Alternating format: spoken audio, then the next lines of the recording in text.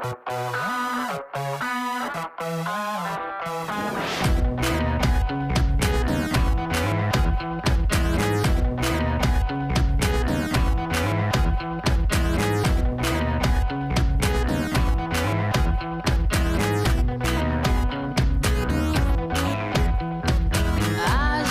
letra pra essa moça.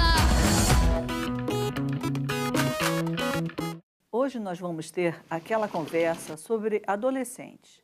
Como contribuir para que eles tenham mais saúde, para que eles desenvolvam suas potencialidades, para que eles exerçam plenamente a sua cidadania. Vamos conversar então com Matheus Oliveira, dinamizador do Rap da Saúde, que é a rede de adolescentes e jovens promotores da saúde, da Secretaria Municipal de Saúde do Rio de Janeiro, Fernanda Graneiro, assistente social do Núcleo de Estudos de Saúde do Adolescente, da UERJ, e Daniela Santini, pediatra, professora da Unirio e presidente do Comitê de Adolescência da Sociedade de Pediatria do Estado do Rio de Janeiro. Promover a saúde do adolescente é trabalhar com autonomia, com a diversidade e fazer com que a palavra circule. É ter uma escuta e um olhar atentos. É ensinar, buscar uma linguagem diferenciada para aprender com esse adolescente também. De que adolescente que a gente está falando? Uma questão quando a gente fala em adolescente, né, é a gente colocar isso num conceito mais plural, né? Hoje a gente tem adolescentes se expressando das mais diversas formas, com classes sociais distintas, inserido em contextos diferenciados. Então, a gente tem que tirar essa ideia um pouco romantizada de um determinado tipo de adolescente e pensar nesse adolescente que é plural. Então, seriam adolescências mesmo, e cada qual vivenciando o seu contexto, né? As necessidades de um adolescente que mora na periferia, que é negro, são diferentes das necessidades, das demandas de um adolescente que vem da Zona Sul, que é de classe média alta, e a gente pensar em como trabalhar essas particularidades de cada adolescente, né? Isso. E ter esse olhar para a diversidade, mesmo quando eles vêm de uma única comunidade, né? Mas em relação às demandas específicas para a saúde, assim, o que vocês têm observado? O que eles pedem? O que eles querem conversar? Quais são os seus interesses? Eu acho que o tema da sexualidade é sempre um tema muito presente, né? Desde que o mundo é mundo, por mais que a gente tenha aí tecnologias hoje, os jovens têm muito acesso, né? Mas eu acho que ainda tem uma informação que é preciosa, que é essa informação do cuidado que o profissional de saúde precisa dispensar ao adolescente. Esses profissionais que lidam diretamente com os jovens têm se furtado de estar nesse contato com o jovem, supostamente entendendo que esse jovem já conhece, já tem aquele conhecimento, ele já sabe aquilo, ele já dialoga sobre aquilo, mas, na verdade, esse jovem tem uma demanda de trazer isso para um profissional e conversar com um profissional. Eu acho que a gente tem perdido a oportunidade de criar espaços dentro dos nossos serviços para trazer esses jovens, para que a gente possa ter uma conversa em que, de fato, esse jovem possa tirar suas dúvidas, sem a preocupação de que ele vai ser julgado ou que ele vai demonstrar que não conhece determinada informação.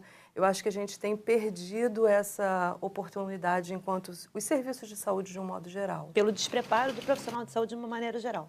Né? Ele criou um estereótipo do adolescente como se fosse uma fase a ser superada, né? O que eu percebo é que, às vezes, esse profissional está até bem intencionado, com muitas aspas, né?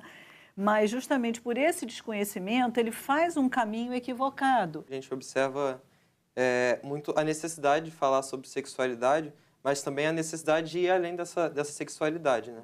A gente está com um grupo agora bem estruturado, que é o Cine Debate, e a gente tem buscado tratar ali do emocional dos adolescentes, dos jovens daquela região. Cabe a esse trabalho de intersetorialidade, né, que é a saúde junto com a educação, junto com a assistência, para tentar debater isso com esse jovem, né? E não subestimar as emoções que esse jovem pode estar passando também. Falta muito escuta, que eu acho que é isso que vocês estão falando, né? Ouvir primeiro quem é esse seu grupo, quais são as suas necessidades, né? Se despir do juízo de valor mesmo, isso, né? E ir construindo com eles, né? Esse caminho do cuidado. né? A gente trabalha, em geral, com projetos ofertando e não com a demanda. A gente sempre batia naquela tecla do uso do preservativo e a gente sentia que aquilo ali era um discurso meio surdo. E aí a gente parou e a gente começou a trabalhar sexualidade, mas por outros vieses, né? O que eles entendem por paternidade? Como é que eles namoram? Para eles, o que é namoro? O que é ficar?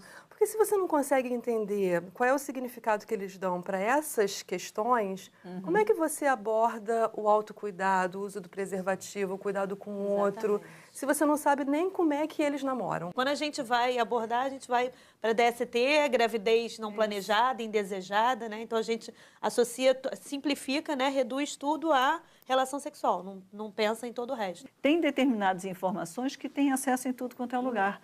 Mas esse tipo de coisa que vocês estão trazendo é só na reflexão, é só no contato, né, que você permite que a pessoa se sinta tocada, né, que ela desperte para esses aspectos. Pensando também nessa promoção do desenvolvimento saudável, eu me lembrei da caderneta do adolescente, né, que é um instrumento importante, até para esse incentivo ao autocuidado. Acho que a gente podia falar um pouquinho disso. Tem uma para os meninos e para as meninas, que tem uma série de informações de uso de preservativo, de contracepção, mas tem alguns dados sobre os direitos que esse adolescente tem, incentivando a assumir responsabilidades,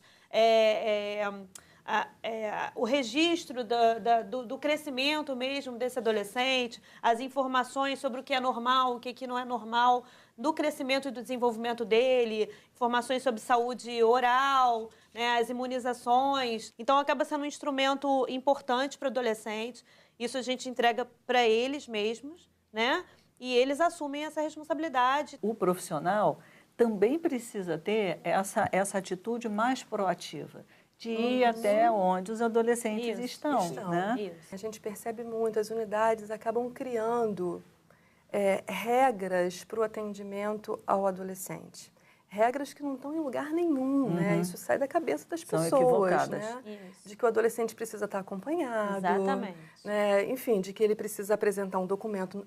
Tem uma série de regras que as unidades... E que vão criando barreiras, exatamente. né? A clínica ela precisa ser um espaço de acolhimento desse jovem, né? O jovem fala, mas a gente tem que estar atento ao que ele quer dizer, ao que ele quer ouvir. O tempo todo ele está se manifestando. É necessário uma sensibilidade para a gente entender a mensagem que ele quer passar. E uma disponibilidade para rever os nossos conceitos a partir do que ele traz, né? A gente tem dificuldade de ouvir aquilo que não é exatamente o que a gente pensa, né? Sim, A gente com tem certeza. dificuldade de lidar com o diferente. Era importante reforçar essa questão da privacidade do sigilo, né? Sim. E principalmente na estratégia de saúde da família, onde esse profissional tem contato com a família toda, ele precisa saber, né, que com algumas exceções, como violência, questões assim mais complexas, o profissional é obrigado a resguardar esse sigilo. E aí eu também queria que a gente discutisse um pouco essa questão das cobranças sociais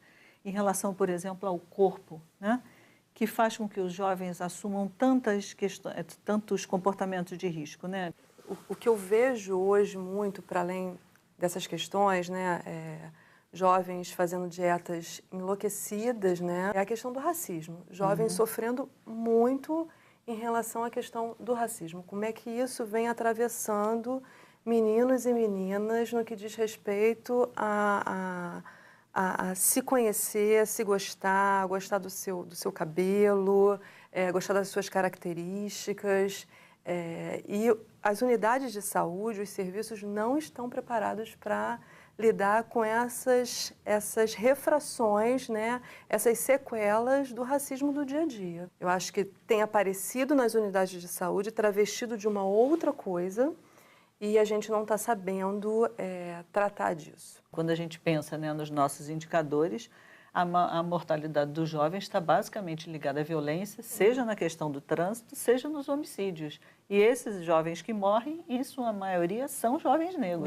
Jovens negros. Então, tanto a escola quanto a unidade de saúde tem que poder ter esse olhar para essa vulnerabilidade. Né? Puxando o gancho que a gente acabou falando do racismo, mas em relação à imagem, eu acho que o reforçar a autoestima é muito importante. Orientar né?